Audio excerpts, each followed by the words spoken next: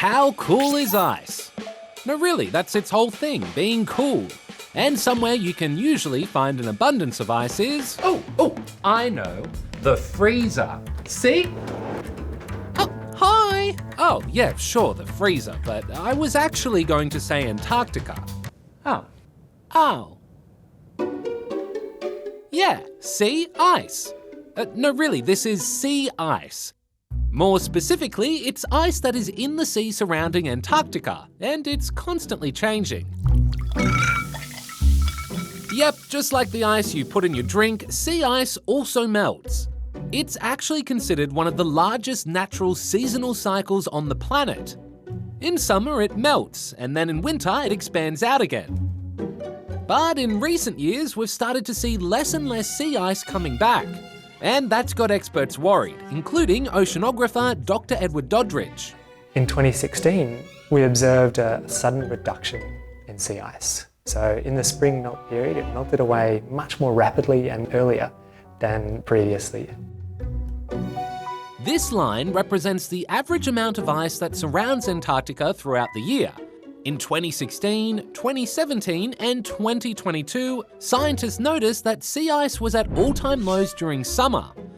And while the ice came back like normal during winter, this year that hasn't happened. In fact, it's at the lowest it's ever been during winter. Oh, now I know what you're probably thinking. Who cares about sea ice, Jack, when I've got this ice cube tray full of ice? Yeah! Well, sea ice plays a really important role in keeping our oceans healthy and cool. That's cool. Yeah, I know, that's why I said it. Sea ice helps to regulate the Earth's temperature through a process called ice-albedo feedback. That's when the ice reflects the sun's heat back into space, keeping the water below it nice and cool. That annual shrinking and growing of ice also plays a really important role in driving global currents that transport nutrient-rich water into the rest of the ocean, feeding ecosystems around the world, which is pretty important if you want a healthy ocean. Oh, and then there's the fact that sea ice is also a habitat for animals like seals and penguins. For the ecosystems around Antarctica, it's a huge change. There are lots of species that depend on the sea ice for their life cycle. If you take away the ice, all of those species will struggle to live as they currently live. So why is the ice melting? Is it because someone is drying their hair a little too close to it? Oh no, I'm melting! Oh, sorry.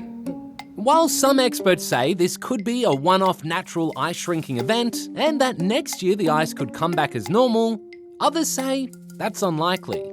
And that as the planet continues to heat up, less and less sea ice will become a reality in the future. We know that this is what the world is going to look like as it warms. It may be that next winter it'll come back. We can hope. I don't know that it will. If there's less ice, then the sunlight that hits the ocean surface is absorbed instead of being reflected out into space. And so that accelerates the warming in that area. And that warmth then gets carried around to the rest of the world. So it accelerates the warming associated with climate change. Edward reckons that if the sea ice doesn't recover, the effects could be catastrophic.